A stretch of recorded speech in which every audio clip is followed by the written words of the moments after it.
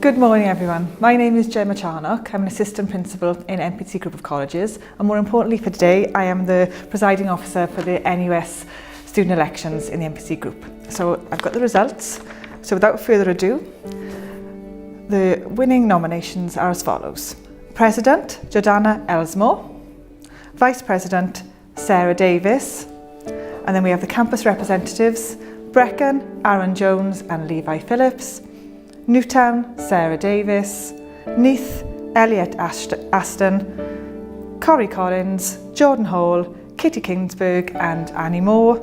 Avon, Courtney Cottam and Tanasha Heggie. Llandarcy, Ben Wellington. And the current vacant positions are Llansamlet and Pontardawy.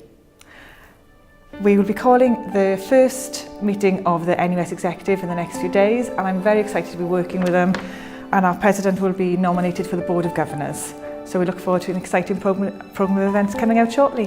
Thanks very much. Take care all. Bye.